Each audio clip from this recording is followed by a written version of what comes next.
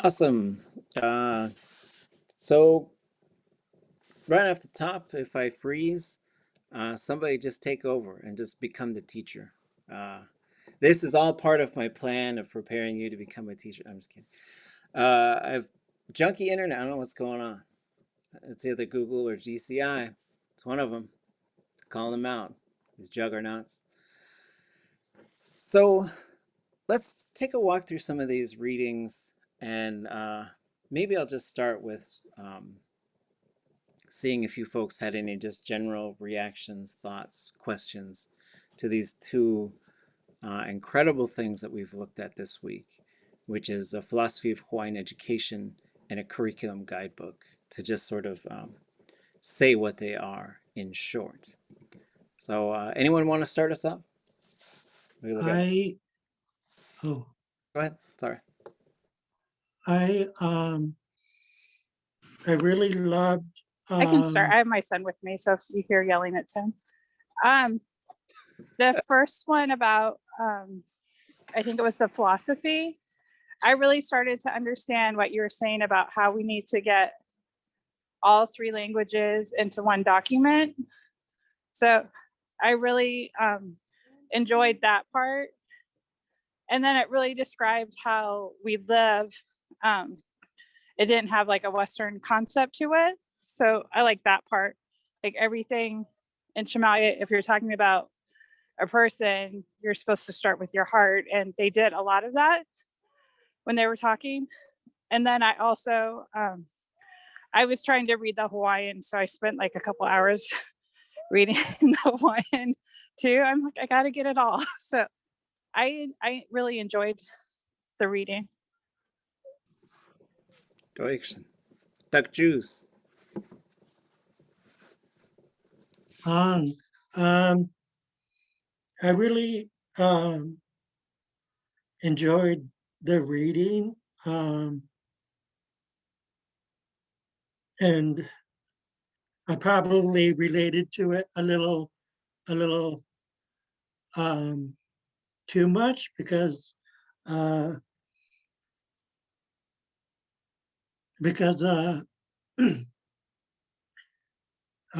it was really emotional because I had a Hawaiian dad and his daughter Cheryl. I called her my Hawaiian sister. And so I met Cheryl at the Upper Skagit Indian Tribe casino in Washington, and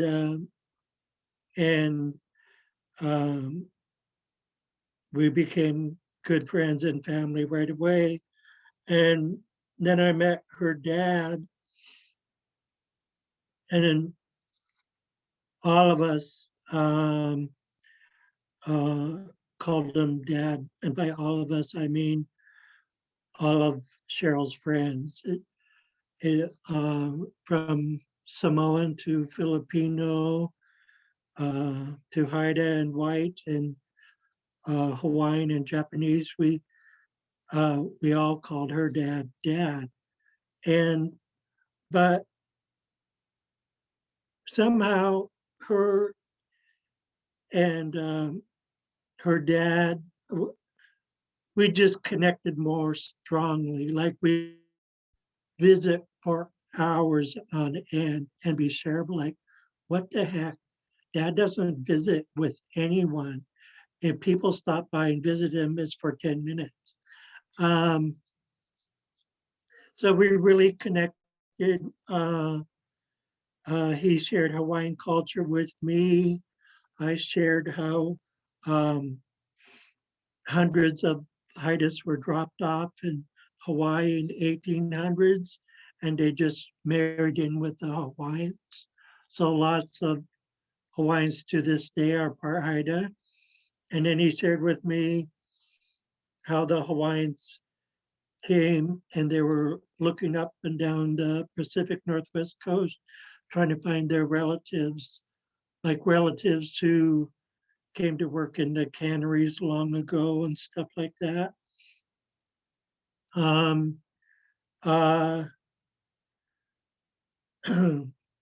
So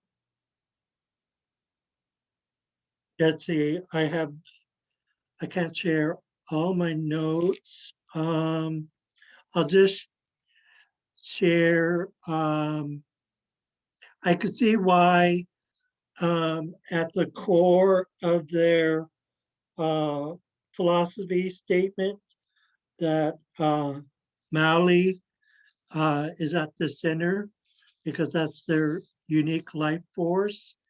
And the message that if Maoli is attended properly, it could burn brightly like a well-lit fire. But also, if it's neglected, it could burn out. And we could all relate to that with our indigenous languages. If we turn things around and speak our languages, then we have hope. But if we don't speak our languages, it'll obviously die out. How yeah, I mean, powerful and incredible connections. Yeah, my hope is we all just sort of go there as a team to really just sort of look at what they did and to really talk with some of the folks over there, just in terms of continuing to push to see the depth of what they've done, you know. Anyone else? Thoughts, reflections, questions?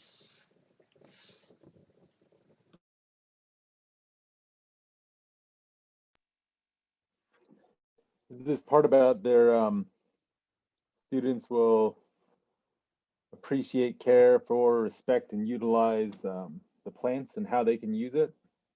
And like before here, it went on to like pretty great detail of all the different uses for these plants. And like, that's something too I was thinking about, like for all our cultures, like it's not really like written down somewhere where we can just cherry pick the good stuff out of there and apply it to this class and that class, you know, which is awesome.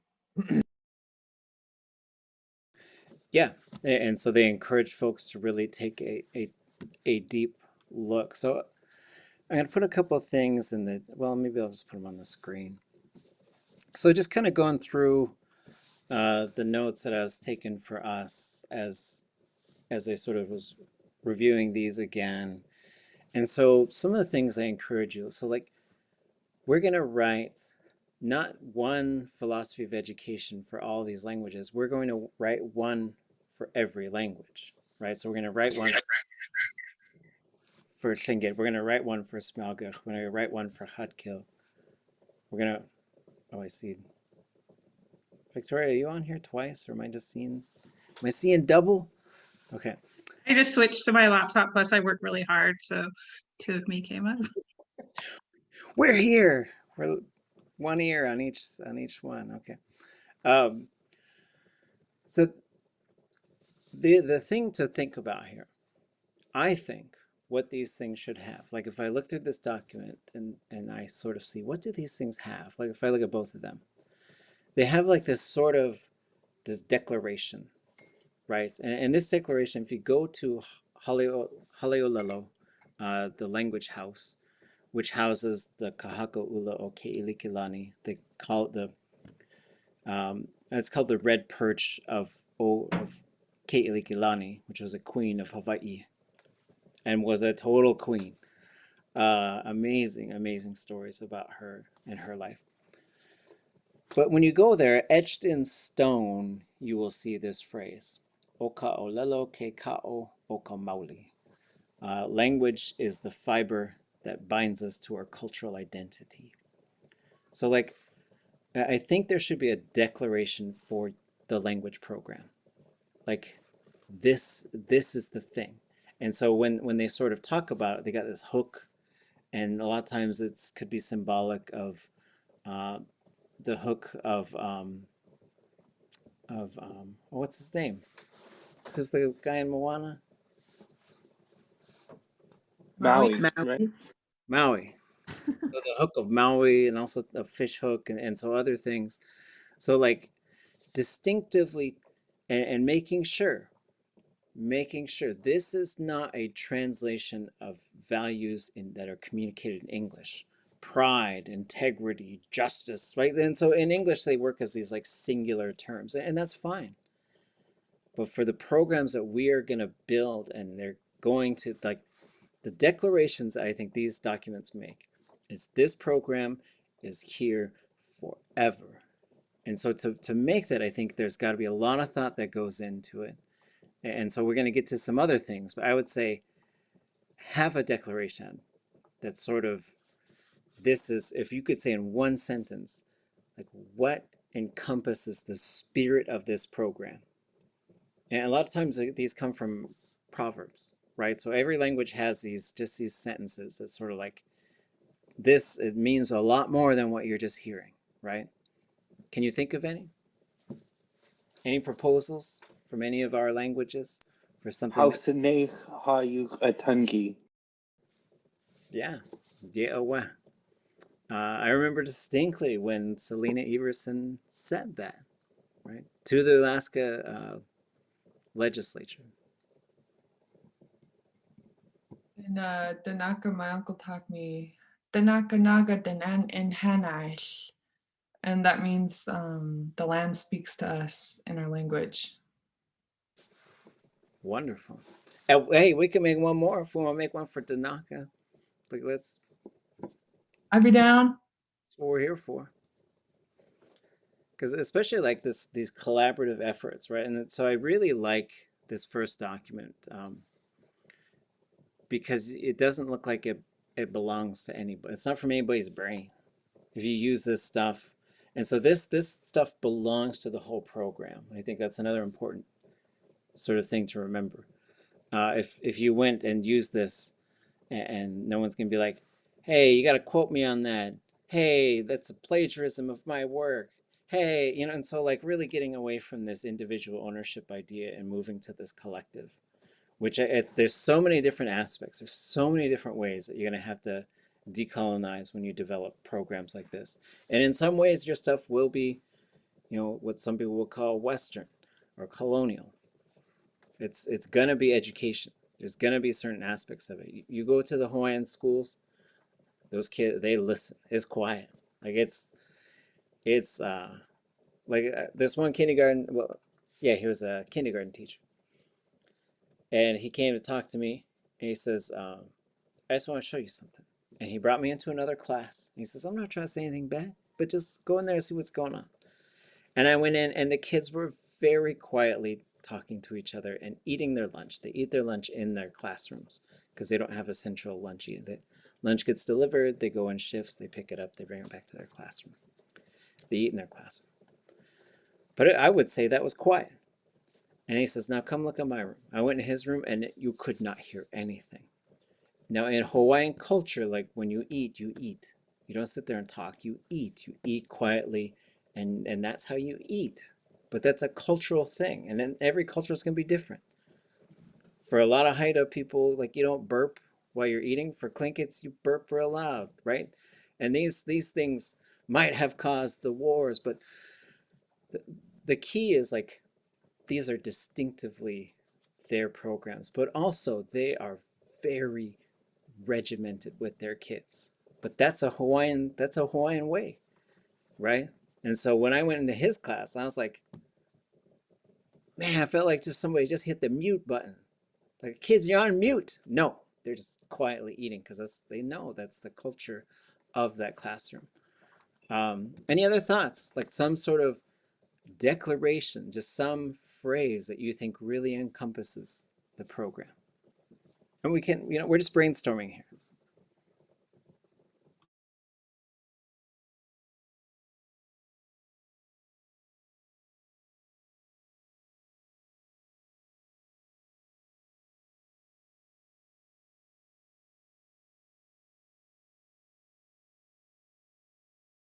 Yes, and so if you were fortunate, then you got to see Keiki when she was here. She also came to Kenai, went to Kenai.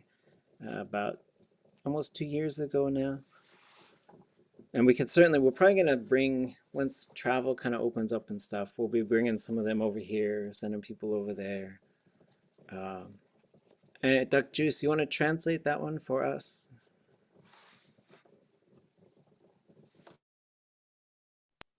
I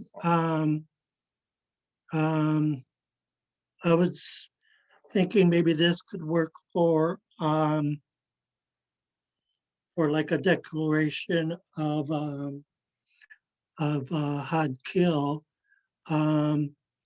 It's already been coined before. It was used in a book called That Which Makes Us Haida, and it's a great book. It not only has the language in it, but it has some genealogy as well, along with a world point of view and so on. But Hadkil Ashji Haganan Uit Hatagan, that which makes us Haida, the Haida language.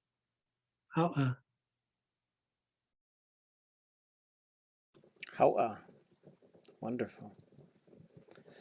And so, like in our work here, like what I'll do is probably after the break as well, I'll share some tools on how to vote for stuff. Like, so like if you were like you would get the whole group together, right? Who all is teaching this language? Let's all get them together. Let's get some elders together. And that's what they did with this document. This is not just one person. But what a document like this gives you is something to back up what you're doing, right? So you get everybody there and you do this hard work and you sort of say, yeah, because this first sentence is basically like a motto. Like, hey, we need a motto. We need something that just says who we are and what we do. And that one sentence in our language nails it. And so sometimes you might have to brainstorm. And when you brainstorm, I always recommend you have a clear separation between the brainstorming part and the editing part. Don't vote on anything. Don't edit anything. Don't argue. Like ideally, nobody would say, "Oh, I heard it different. Oh, actually," like none of that. Like you really have to move away from that. And so, did we ever do like the birthday party thing in here? Did I show you folks that? And so, in case I didn't, or in case you've forgotten, so I went to this thing and they did this exercise with us. They say, okay, who has the closest birthday? Let's just figure that out. Who has the closest birthday coming up? Anybody in March? Not March, but in April on the 19th. Okay, sorry, it's not you. Anybody in March? March 30th. That's also not you. Anybody else in March? That's gonna be my favorite game. It's gonna be me. Okay, so my birthday is March 17th. So like in the game, you'd say, okay, we got to plan a birthday party for Rene. And then you would break into two teams. And someone would be person one and person two. Or person tlek, person dech. So what you would do is the first person, their job is to suggest things to do for the birthday party. And it's just an exercise. And then the second person, their job is to say every single time, yeah, but, and then to give some reason why you can't do it. Right? So especially if you're doing some sort of planning exercise and people haven't done this before, start with this. I think it's really fun. And then you just go for a minute or two. And it's kind of interesting, right? Yeah, so we did this for Yakdishi's birthday. So then your job, and it's kind of, you just gotta be creative. So like someone's like, let's get some balloons. Yeah, but the environmental destruction that balloons, like you have to think of a reason. Your job is to shoot it down. And then we sort of reconvene and then we do it again. But this time person one says, okay, here's what we should do. And then person two says, yes, and tries to add to it, right? So now you come to this additive part. So when you're doing exercises like this, everything at first must be only additive. And this is hard. This is hard. But I think this is an effective technique that comes out of different folks who've done planning and project. It's project, it's planning, it's, you know, all in those sort of realm. So just put up some sticky notes. There's a program called Miro that works pretty good. We're going to take a look at that in the second half of the semester. We're going to try it to vote on some things.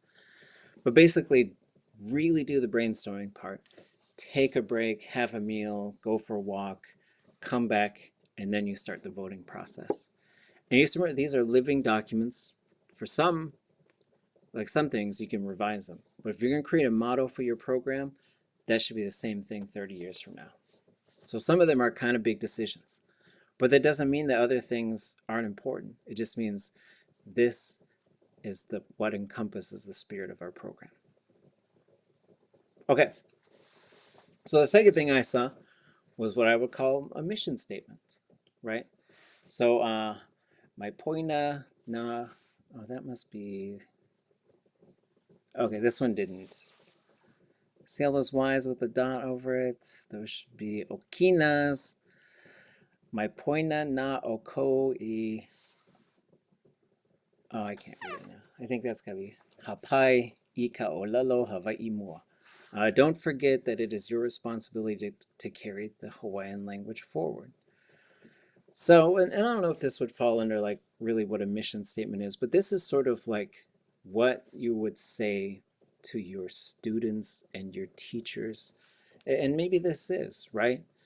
So can anybody think of something like this? So this is not so much as like the big statement of the whole program, but this is something that you want to make sure every single person knows who's teaching, who's doing administration work, or who's a student. Can anybody think of any examples? And it should be in the Indigenous language.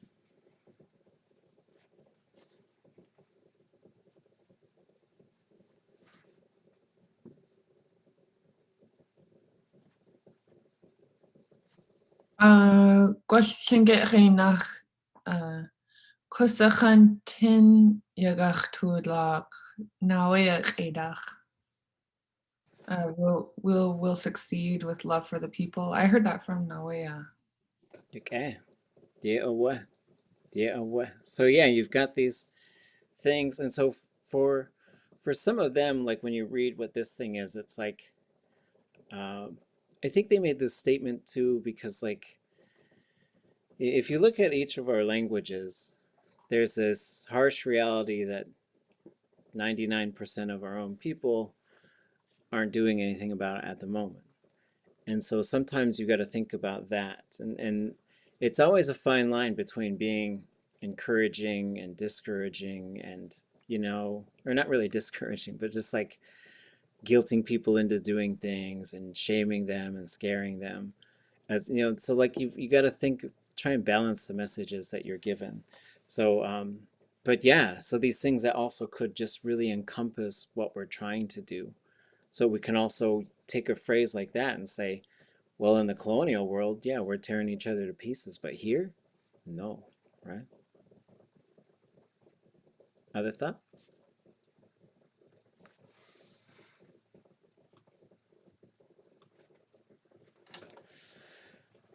So, I'll go back. I don't remember the mission statement, but I remember the title for one of Donna Mae Roberts Shugaina's first dictionary, Dimbaldu, that we will try. And I don't remember all the Shemaya, but it was regards to that. We'll all try to learn our language now. Gwell kaya aya yagach tu sene yekche.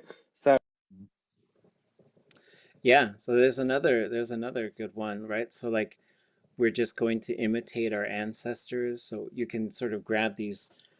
So a lot of these too, like when we're searching for these things, and for some of us this might take a bit of digging and thinking, and maybe what we end up with in these documents is like, here's the best we could do, right? And maybe what we'll figure out is when we go forward and make these and implement them for real, that there's some areas like, well, we feel like we might be able to find a better phrase for this one, or, you know, and this is where you get the gang together and vote. And maybe it ends up sort of being something that gets put together right there as well, based on these different components that you have. Okay. So another thing I saw in here was what I would consider a vision. So even as Hawaiian Maoli has been weakened greatly over the years, we can seek to create honua with our families, among friends, at school, at work, and in other places where the fires of our Maoli may be rekindled and once again burn brightly. So this one is longer. It's in English. You know, well, this is all in Hawaiian, right? But this is sort of more of a declaration, right? So, and these are important because one of my experiences working in languages is the reasons not to do things are always right there. And I've heard them. I've heard them and heard them. We're not ready yet. Well, yes, we're going to do that, but first we need to do this other thing. Well, we would like to, but we have to support the school districts. Well, I would, but I need a kitchen in the classroom, so can't do it without a kitchen. Well, you know, and so just like there seems to always be on the ready some reason not to go full speed with this whole thing. And so some of this stuff is sort of like just sort of coming out and just saying, no matter what happens, this is what we're doing. Because what you need, I think, is a critical mass who are just going to go for it. And they're not going to do this sort of fragmenting. They're not going to do the ego thing. They're not going to do the, you know, so another thing that I would consistently see in this document is nobody's putting themselves out in front, which is important.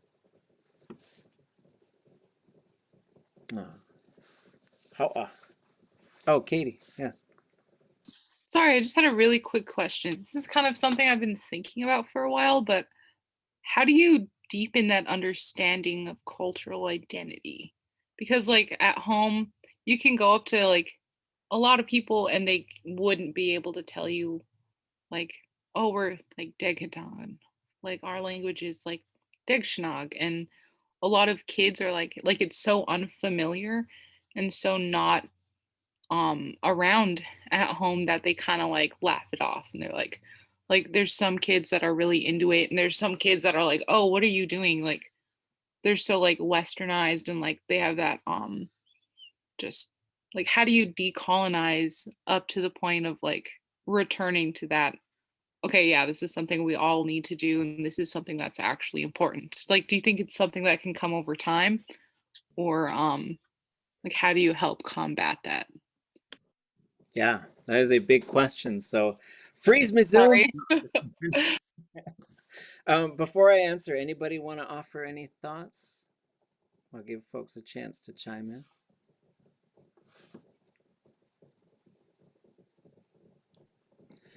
I think once you start, it's a lot easier. Like the older people in my family, like my dad and my dad's mom, just sitting down with them and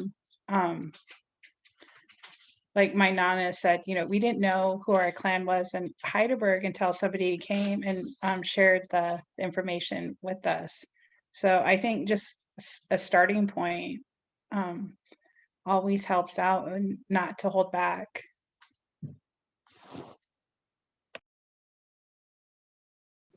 Wonderful.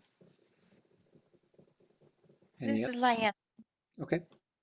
I like the petroglyphs that are all over, and they have the circles, and they talk, and they come from the wisdom that comes from the past that we share with present and then future generations. And so for me, that would be my symbol of who I am and my connection to the land and to the language that I speak. And so For me, my way of identifying my culture would be the petroglyph, but I'm not sure how to say that in Tlingit. Could you help me with that? Yeah, so my way of identifying my culture is the petroglyph. Is that what you're saying? Just need to. No, I was quiet and I was kind of digging through this, and I said, oh, man, my chance is going to pass me by. I better just ask. Okay, I put it in the chat so I can revisit that, because I think a translation that would be great, and it also makes me think another component of these documents is like distinctively Hawaiian looking things, like so not even just but like distinctively Hawaiian things. So the kukui and the lao and all these different things, and so think about that, like Sacht, that should be in there, the Devil's Club, and Chai. You know, what are these symbols that we're going to use that really talk about who we are? And now coming back, like this is one of the biggest questions, is how do you get your people to just be your people, right? Be your people. And this is a very difficult conversation to engage in, because you can hurt your people a lot, and you can also, I think, isolate yourself from your people by trying to condemn them for being colonized. And so I kind of made this map, and I haven't quite figured out what I want to do with it. But some of the things I think about are indigeneity, anti-hegemony, counter-hegemony, and cultural hegemony. And so I want to explain some of these things in terms of what I think they are. And other people who are academics would probably tell me I'm wrong, but I don't care. So for me, indigeneity would be like, this is who we are as indigenous peoples. This is something our ancestors would understand and would probably teach us, especially if we go to pre-contact days and we start really looking at our values and who we are. And those are very hard to determine, because colonization very deliberately attempted to completely annihilate those identities. Hegemony is what, and some people call it hegemony, but I have a hard time with those syllables, so I like to say hegemony. And so for me, like, what you had was like if you look at especially eras of Native American history, one of the areas was the area of just sort of destroying all of the cultures and languages, right? So this was the absolute big wave of genocide. This is the boarding school era. They call it the termination era. They were trying to sort of totally get rid of tribes. They're trying to totally get rid of land bases, all kinds of things. The colonizers, that's the they in this situation. So in the aftermath of that, like, nobody has to come out and say, don't speak Tlingit. Right? It's like the only people who've actually said that to me have been Tlingit people. So now what you do is you don't have to actively condemn and beat and torture children and do stuff anymore, because you have developed an entire network of systems that make people feel like the right thing to do is to go along with the assimilation. And the assimilation is much, much deeper than, oh, you buy things on Amazon, right? It's a much deeper thing than that, which is your language dies and gets replaced by English. That's one of the core sort of principles. Your understanding of the spiritual world and what happens dies and gets replaced by Christianity. And so the hegemony is sort of the genocide on autopilot, so that everybody just does what feels right, and then it just happens. So my example would be, I ended up in a car with someone who was a very powerful person in a community. They were the superintendent of the school and the principal of the school. They were the super principal. And when I started talking about hegemony, they said, well, what does that mean? I said, well, it's sort of like you don't have to actively oppress and try and destroy languages anymore. You just gotta sit back and watch them die. And I said that's the hard part, if you say it like that. But here's the reality. Like, so you are the most powerful person in the school, right? And there's a school board, and there's teachers, and there's a whole network of things. I understand that. But 100 years ago, everybody in this community spoke Tlingit. Now everybody speaks English. Hardly anybody speaks Tlingit. One solution would be, okay, the school is going to spend half of its day in the Tlingit language. And you could say, that's what we're going to do, and you could probably make that happen. But you guys all probably wouldn't, because you'd feel like you can't, even though I don't think you could really verbalize why. You might have a thought, well, the kids, they're going to be behind. But behind on what? Oh, well, we're not ready because it's like you don't know, right? You don't know. So that's the hegemony. That's the thing we got to watch for. Because, and I think we always have to be at this very heightened level of awareness looking for it. So sometimes you do go along with it. Sometimes you do. You say, okay, this is what the colonial world brought, and we're going to utilize this to our advantage. When we go hiking, we're going to use GPS, and we're going to use these other things that are not necessarily part of the colonial world, right? Just because you use technology doesn't mean, because sometimes when you start talking about decolonization, people are like, okay, well, you better give up your phone, as if colonization invented telephones. Like, this is a world thing. It's saying we can connect with the world as indigenous people, as who we are. And sometimes you're going to do things that are just purely like indigeneity. If we're going to bring back the ku'i in the way that it used to be, or if you're going to bring back this thing or that thing. And so then sometimes you're going to go anti-hegemony, which means, oh, well, we actually need to do the opposite of this because this is messing up our whole value structure. For me, I can think of all kinds of examples. Like usually it's environmental destruction or hunting and taking pictures of an animal after you kill it. You know, some of those things for me are things that I would decide to move against. If I were running a school, I would teach kids about respect. And so sometimes you have to be conscious of, okay, they're learning all this stuff already. We need to go counter to that. And so actually anti that, which means we need to purposely go against it. For the counter, this is more, it's not really anti, it's just saying, okay, we're conscious of that, but we're doing this other thing. We don't care about that thing, right?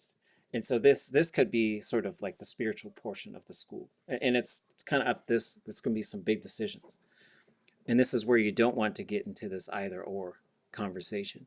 Like, oh yeah, we could sing translated gospel in here, and we can also sing a song about Tlingit spirituality or Haida spirituality. And so just getting to a couple more sort of things about these definitions. Mimesis means you're going to imitate something. So like, okay, we'll go along, we'll do what the colonizer does. Antithesis means, no, we're going to do actually the opposite of that. And then sometimes you're going to be actively rejecting things and really be moving against it. Say, we understand what that is, we're moving against that. And then sometimes you're just going to accept those things. And we could map out a whole variety of these things on here. Some of them might be further in this area, further in this area, further in that area, further in that area. But if you want to transform your people, I think you have to look at your generations and you have to look at your strategies. I think you have to take control of the school. That's the only way you can really get towards some form of decolonization. And not the whole school, but you say, we'll run our kids through here. We're going to run some kids through here, and these kids will be, they'll totally understand Indigenous perspective. So if we said things like, if you said some phrase in your language that was really powerful, really, really powerful, then they'd be like, oh yeah, I know what that is. I know that comes from this story. I know that means this thing, but I know it's referring to this thing. They have this culturalcy, this cultural fluency. And then you have to sort of go through and sort of this micro, meso, macro level decolonization as well. How are you going to do this kind of stuff with individuals and families? How are you going to do this stuff in the community? How are you going to do this stuff statewide and nationally. And it's a huge challenge because then you also have to reconstruct kinships. You have to reconstruct any sort of clan or how the group, the nation identifies themselves. Because even today, like I was just listening to somebody talk like on the radio or something, I can't remember. And he says, or you could be tribal about it and not work together. I was like, why are you using that word that way? Let's actually shift that terminology. Because I think of tribal, I think of indigenous. I think of tribes. I think of tribal sovereignty. So I don't think about people who don't work with other people. But that's probably going to be a label that they try to give you just because you're not going along with the assimilation. But to transform your community and, because we have a similar thing here with identity. A lot of kids who don't know who they are, they don't know their clan, they don't know how they're connected to people. They don't understand what it really means when you say respecting things and everything has a spirit. But I do think that's why these are, for me, are foundational documents for creating that shift. And that shift, it starts probably with this group of teachers who are saying, okay, no matter what everybody else is doing, this is what we're doing. We are doing the thing. And then the thing itself has to become more and more clearly defined. And then one grade level at a time, you're going to be producing a whole different level of children. Some ways it's not fair to the kids that are going to school right now or who already went to school, but you could pull them in through family learning programs, community learning programs, things like that.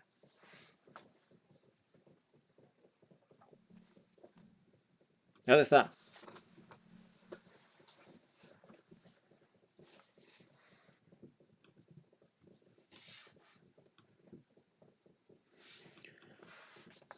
So the other things I was thinking. Can you spell hegemony in the chat? Yes. And I've got longer definitions of it as well out there. Yeah, I just went along as a bailer, right? Yeah.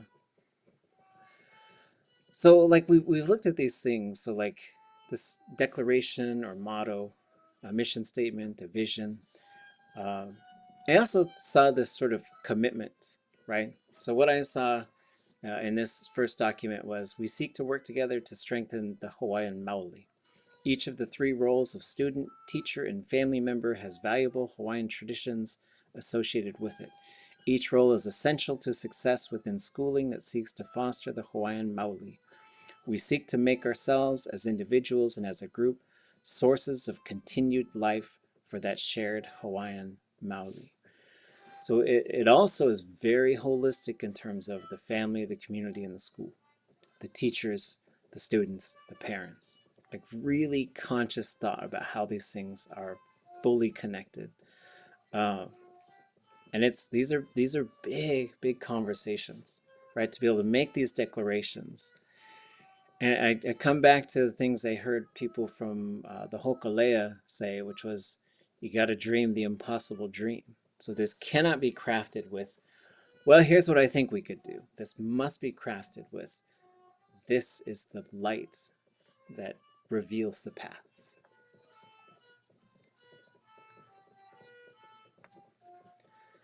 Some other things I was thinking of, some words that do summarize the operating principles of the program.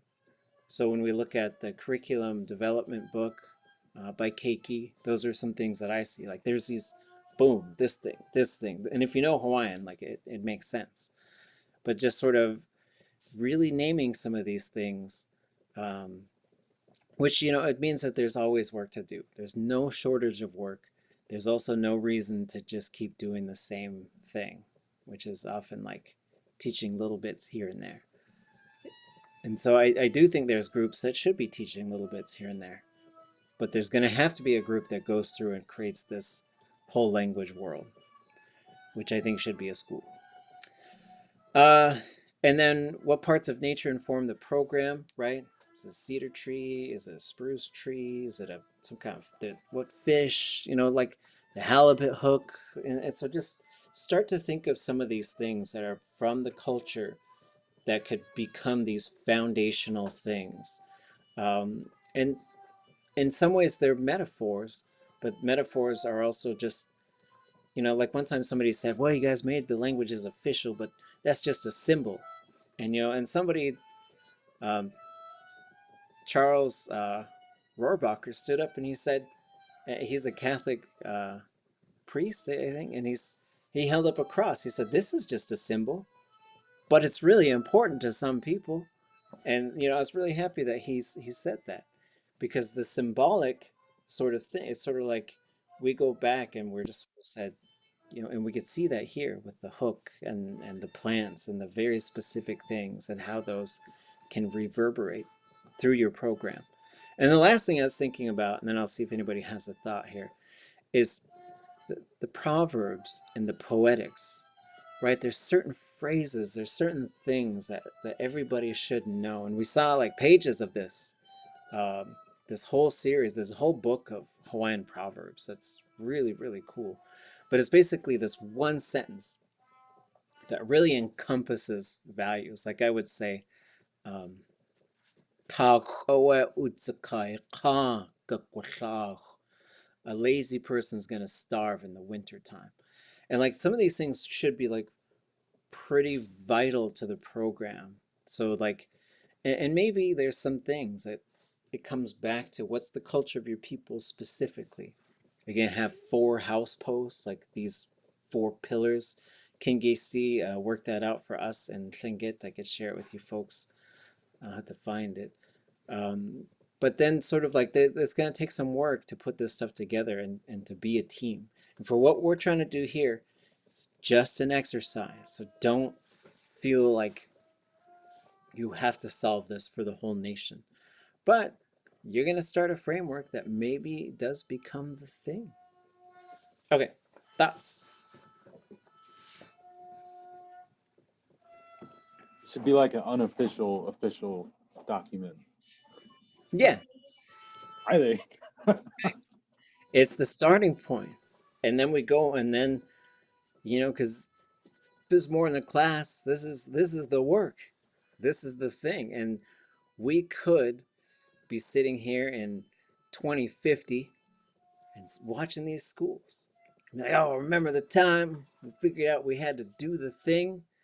And, you know, like, I always think of these metaphors. I got lots of these metaphors. Like, or just these things that pop up in my brain. Like the other day I was teaching class, I said, I feel like we're trying to dive for abalone, but we're keeping our life jackets on. Like you just have to go swim.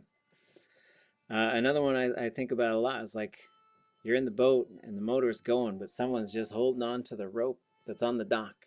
When it's like, time to go. But that comes down to that decolonization principle. I think one of the things that Moana Jackson talks about, and maybe I'll try to remember on Monday to watch this clip of Moana Jackson that Makamantur sent to me. And one of the things he talks about, he says, one of the things that colonization did is it convinced us to stop believing in ourselves. So now we're moving again. This is one of the anti-hegemonic things. Where it's like, okay, we could do this whole thing ourselves. And you know what? No one else is going to. It has to be us. So not only can you, but you have to. So there's that. It's something I see like in like every class, no matter what class too, is they always say, you know, look at your classmates, like these people you're growing up with. And I even remember like before we had cont'd, our first daughter, like there was, you know, the lady was like, look around because these kids are gonna be, you know, these other parents, you're gonna be with these kids. And like cont'd and Rose, even Kayana, they're all, you know, destroying each other's Minecraft crap. They're, you know, they're still friends. Like we're all still in the same boat. And that's how, like, I think this class and every other class is, we're all learning a language, helping another language. I think we are all in the same, yeah. Okay. Maybe a side note on that, but one of my favorite things was a few weeks ago, Rose was playing Minecraft with someone else, and she started speaking Tlingit to the girl. And the girl goes, I don't know what you're saying. She goes, oh my gosh, I'm sorry. I thought you were, I'm just so used to playing with Raven and Kayana. And I was like, I don't know if I told either of you that. And this was a few weeks ago. So that made me so happy that she was like playing these games in Tlingit. And then she went with someone who wasn't familiar with the language and was speaking Tlingit to them. And they were going, I don't know what you're saying. Right? I mean, and so what we're going to do is we build on that, we build on that, we build on that. And so that it's naturalized, right? Like another thing, we were in Sitka 3 years ago, I think, in the summertime. And it took me some time, like, I'll speak Tlingit to my kids, and like sometimes I noticed like they were getting a little uncomfortable if other kids were around that didn't understand. But then it's just like, well, I can't care about that, and it's not like I'm going to leave those kids out. But one of the things we do is we end up switching so that we can be polite. And we're going to have to, it's not impolite to speak your language in front of people who don't know it. It just isn't. And it's okay. We're going to have to create some of these realms where our languages are the language of power and use. And it's all right. Like, the mountains won't come down, and the buildings won't fall over, and nobody's going to burn down someone else's Minecraft house. But thinking back to this, like we're in Sitka, and I came out to tell my kids something, and these neighbor kids were there, and they turned to me and they said, what language are you speaking? So I told my daughter, I said, tell them which language it is. And she looked at them and shrugged, and she said, human language? And I was like, that's a great answer, right? So the other thing is sort of putting the language back on the land, which is a bigger, longer, more difficult journey. And so if you really get into the Aha Pūnana Leo, like absolutely, it has created thousands of speakers, it has turned things around, it has put the language out there. But that's the long-term thing, is if you really want the language to be something where everybody could speak a little, or maybe everybody speaks a lot. But you start with these groups, and you have to figure out how to build these pockets. So coming back to these, I know I've mentioned these documents quite a bit because we're going to shift our focus a little bit towards that. And that could include some strategy sessions. So like, let's do some planning. Let's do some figuring out. Let's use this time to I can give you sets of tools to put these things together. And so we can also set up some individual working times. We can use the class time for that. We can also set up, we'll figure out like what's the formats. Like, does it start in Google Documents so everybody can work on it? And then if so, I'd recommend like don't change things until we've, this would be a good exercise because we could work on consensus, because maybe I like, oh yeah, the paragraph should be just like this, and then someone comes in and they kind of change it, and I'll get all mad, right? But instead of changing it, you could sort of insert a comment and say, oh hey, what about this, what about that? And one of the hard realities about language programs is you sort of, like I said, fewer than 1% are even doing anything about it, and that's going to change. But even when it does change, like not everybody's going to agree on everything, and not everybody's going to get along with each other.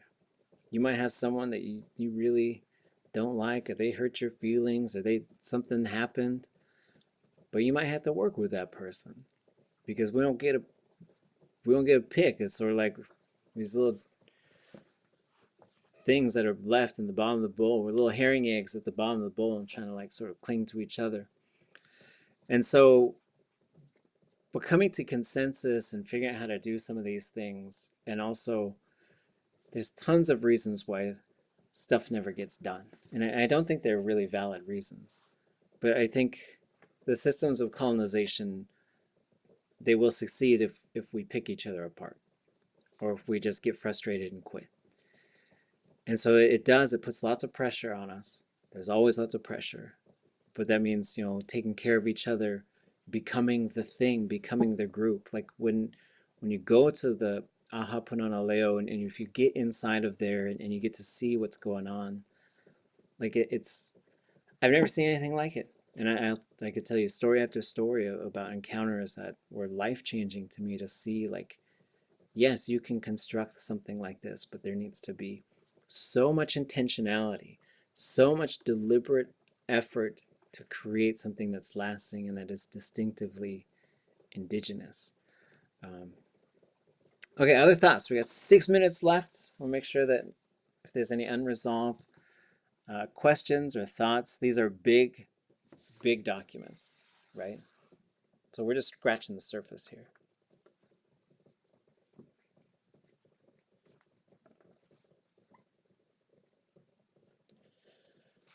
So when we look at this, what's really cool is like, I think we also learn how to read some of these things. Like, I remember I read this thing, it was probably the third time before I got to this, and I remembered, oh, it goes 1, 2, 3, 4.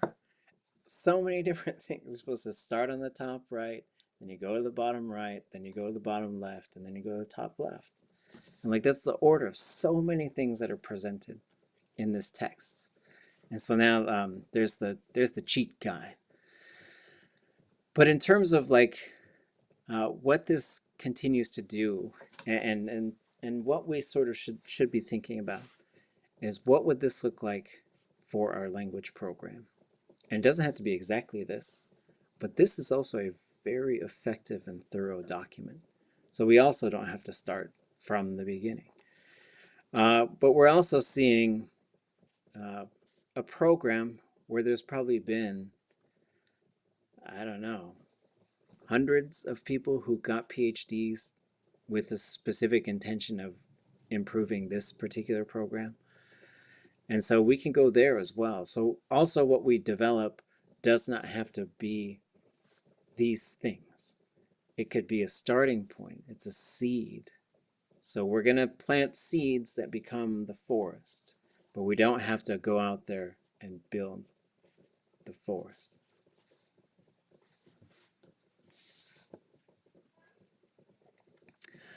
Lots of fill-in-the-blank pages in here as well. And so this is a guidebook for teaching folks how to create and utilize curriculum for Hawaiian, right? So it's really for their program. So it's a workbook that you would go through in their program. They're familiar with it. They work in it. There's a whole bunch of documents that it links to. There's movies. There's a whole set of things. So the other thing, the other sort of components of all of this stuff that we're doing is figuring out like what are all the things that we need to make, and how do we get to the point where we're making them. So videos, radio, things to teach the kids, things for specific lessons, whole curriculum kits, right? It's sometimes it can be really intimidating. But I also want to say, if you publish an article, you better tell me about it. One of our colleagues here is in a magazine, and I got the magazine. I was like, what the heck? Didn't even tell me you're published in a magazine. You should have let me know. Congratulations. Oh, here. Do you want to tell them about it? Here's the edible Alaska. Oh yeah, that was a really fun article to make, and even more great weekend of Native folks across the region who shared their stories and experiences based on plants.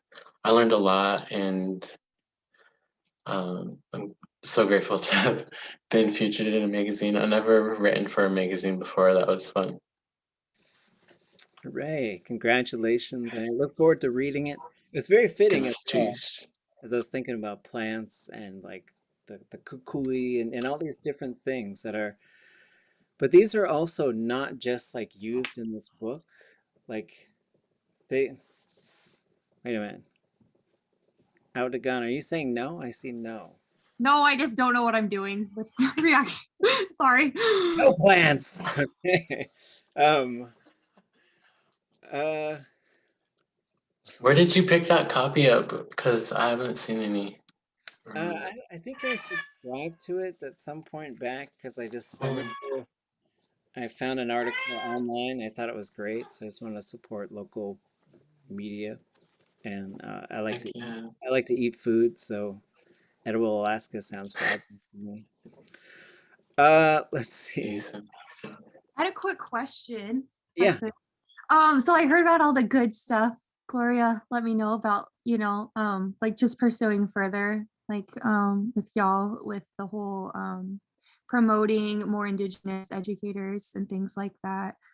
And it just kind of made me think about some of the racism that like I've observed, and then I filed that one complaint a few years back, and I was wondering if that would be helpful, if that like correlates in with any of that, if there's any way I can like help or like just send anything that way. I feel like that is like it helps kind of identify reasons why we should push for more Indigenous educators even more, especially when it's about topics that are about them. Yeah, that'd be great. It'd be great to get some official correspondence.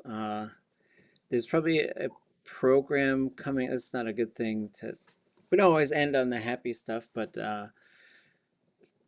I've been pushing for some folks to collect testimony on specific instances of institutional racism because we want to eliminate institutional racism at the University of Alaska.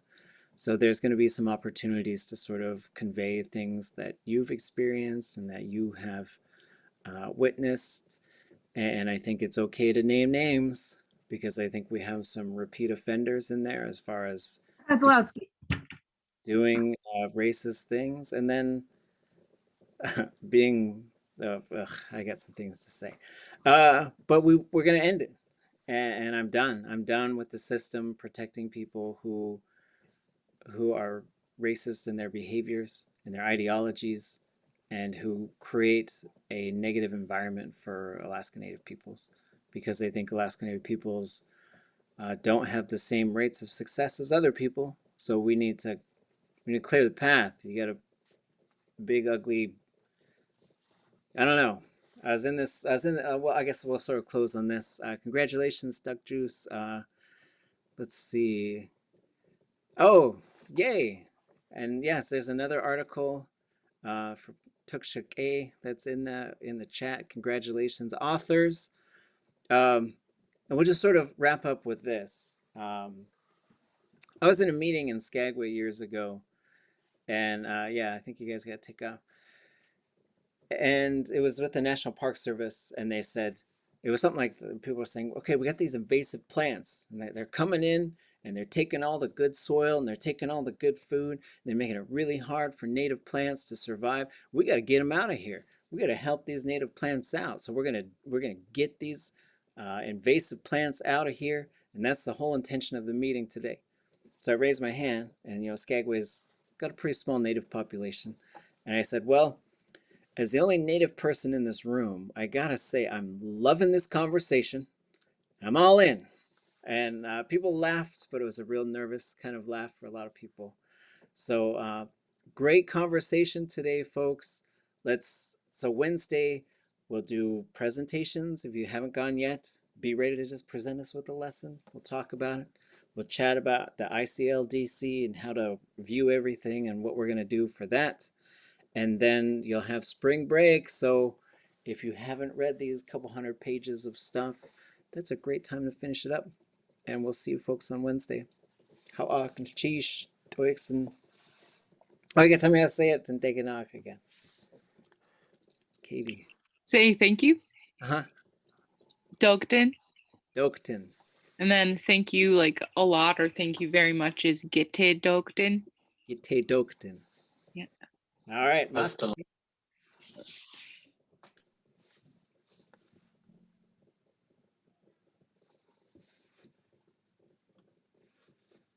putting it out there. Let me turn the record.